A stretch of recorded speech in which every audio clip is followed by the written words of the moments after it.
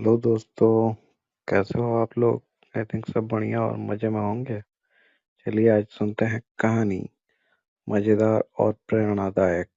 सुनिए और मजे लीजिए। और हाँ, चैनल में नए हैं तो सब्सक्राइब जरूर से कर लीजिएगा। एक नगर में 4 ब्राह्मण पुत्र रहते थे। चारों में गहरी मैत्री थी। चारों ही निर्धन थे। निर्धनता को दूर करने के लिए चारों चिंतित थे। उन्होंने अनुभव कर लिया था कि अपने बंधु बांधवों में धनहीन जीवन व्यतीत करने की अपेक्षा शरहार्थियों से भरे कंटीले जंगल में रहना अच्छा है। निर्धन व्यक्ति को सब अनादर की दृष्टि से देखते हैं। बंधु बांधव भी उससे किनारा कर लेते हैं। अपने ही पुत्र पौत्र भी उससे मुख मोड़ लेते हैं। पत्नी भी उससे विरक्त हो जाती है। मनुष्य लोक में धन के बिना न यश संभव है, न सुख। धन हो तो कायर भी वीर हो जाता है, कुरूप भी सुरूप कहलाता है, और मूर्ख भी पंडित बन जाता है। यह सोचकर उन्होंने धन कमाने के लिए किसी दूसरे देश को जाने का निश्चय किया। अपने बंधु बांधवों को छोड़ा, अपनी जन्मभूमि से विदा ली और विदेश यात्रा के लिए चल पड़े। चलते चलते क्षिप्रा नदी के तट पर पहुंचे। वहां नदी के शीतल जल में स्नान करने के बाद महाकाल को प्रणाम किया। थोड़ी दूर आगे जाने पर उन्हें एक जटाजूटधारी योगी दिखाई दिए। इन योगिराज का नाम भैरवानंद था। योगिराज इन चारों नौजवान ब्राह्मण पुत्रों को अपने आश्रम में ले गए और उनसे प्रवास का प्रयोजन पूछा। चारों ने कहा, हम अर्थ सिद्धि के लिए यात्री बने हैं। धनोपार्जन ही हमारा लक्ष्य है। अब या तो धन कमा कर ही लौटेंगे या मृत्यु का स्वागत करेंगे। इस धनहीन जीवन से मृत्यु अच्छी है। योगिराज ने उनके निश्चय की परीक्षा के लिए जब यह कहा कि धनवान बनना तो दैव के अधीन है, तब उन्होंने उत्तर दिया, यह सच है कि भाग्य ही पुरुष को धनी बनाता है, किंतु साहसिक पुरुष भी अवसर का लाभ उठाकर अपने भाग्य को बदल लेते हैं। पुरुष का पौरुष कभी कभी दैव से भी अधिक बलवान हो जाता है। इसलिए आप हमें भाग्य का नाम लेकर निरुत्साहित न करें। हमने अब धनोपार्जन का प्रण पूरा करके ही लौटने का निश्चय किया है। आप अनेक सिद्धियों को जानते हैं। आप चाहें तो हमें सहायता दे सकते हैं, हमारा पथ प्रदर्शन कर सकते हैं। योगी होने के कारण आपके पास महती शक्तियां हैं। हमारा निश्चय भी महान है। महान ही महान की सहायता कर सकता है। भैरवानंद को उनकी दृढ़ता देखकर प्रसन्नता हुई। प्रसन्न होकर धन कमाने का एक रास्ता बतलाते हुए उन्होंने कहा, तुम हाथों में दीपक नीचे गिर पड़े तो ठहर जाओ। जिस स्थान पर दीपक गिरे उसे खोदो, वहीं तुम्हें धन मिलेगा। धन लेकर वापस चले आओ।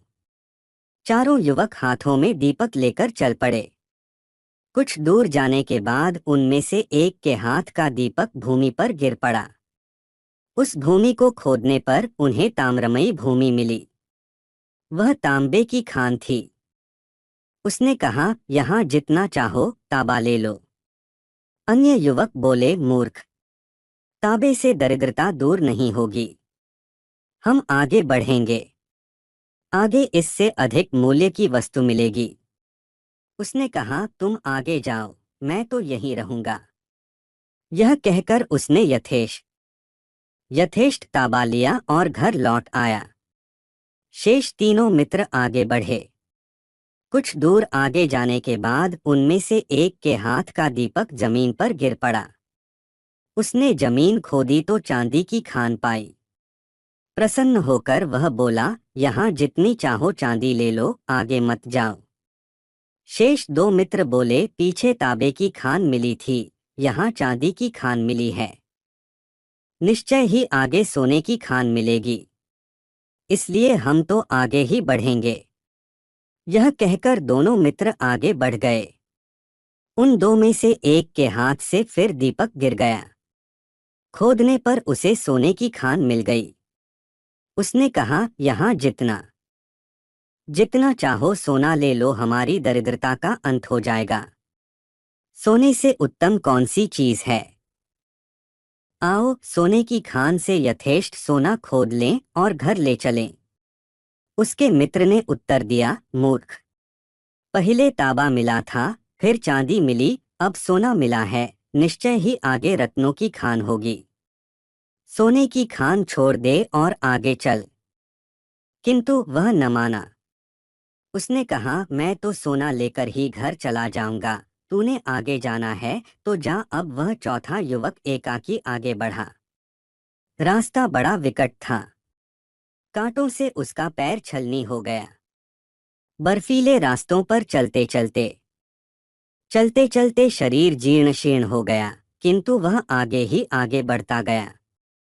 बहुत दूर जाने के बाद उसे एक मनुष्य मिला, जिसका सारा शरीर खून से लथपथ था और जिसके मस्तक पर चक्र घूम रहा था। उसके पास जाकर चौथा युवक बोला, तुम कौन हो? तुम्हारे मस्तक पर चक्र क्यों घूम रहा है? यहाँ कहीं जलाशय है तो बतलाओ, मुझे प्यास लगी है। यह कहते ही उसके मस्तक का चक्र उतरकर ब्राह्मण युवक के मस्तक पर लग गया। युवक के आश्चर्य की सीमा न रही। उसने कष्ट से कराहते हुए पूछा, यह क्या हुआ? यह चक्र तुम्हारे मस्तक से छूटकर मेरे मस्तक पर क्यों लग गया? अजनबी मनुष्य ने उत्तर दिया, मेरे मस्तक पर भी यह इसी तरह अचानक लग गया था। अब यह तुम्हारे मस्तक से तभी उतरेगा जब कोई व्यक्ति धन के लोभ में घूमता हुआ यहाँ तक पहुँचेगा और तुमसे बात करेगा। युवक ने पूछा, यह कब होगा? अजनबी, अब कौन राजा राज्य कर रहा है? युवक, वीणा वत्सराज। अजनबी, मुझे काल का ज्ञान नहीं। मैं राजा राम के राज्य में दरिद्र हुआ था और सिद्धि का दीपक लेकर यहाँ तक पहुँचा था। मैंने भी एक और मनुष्य से यही प्रश्न किए थे जो तुमने मुझसे किए हैं। युवक, किंतु इतने समय में तुम्हें भोजन व जल कैसे मिलता रहा? अजनबी, यह चक्र धन के अति लोभी पुरुषों के लिए बना है। इस चक्र के मस्तक पर लगने के बाद मनुष्य को भूख, प्यास, नींद, जरा, मरण आदि नहीं सताते। केवल चक्र घूमने का कष्ट ही सताता रहता है। वह व्यक्ति अनंत काल तक कष्ट भोगता है। यह कहकर वह चला गया और वह अति लोभी ब्राह्मण युवक कष्ट भोगने के लिए वहीं रह गया। कहानी की सीख, लालच बुरी बला है। कहानी अच्छी लगी तो लाइक शेयर सब्सक्राइब जरूर से कर ले ताकि ऐसे मजेदार कहानी सुनने मिले आपको पहले ही।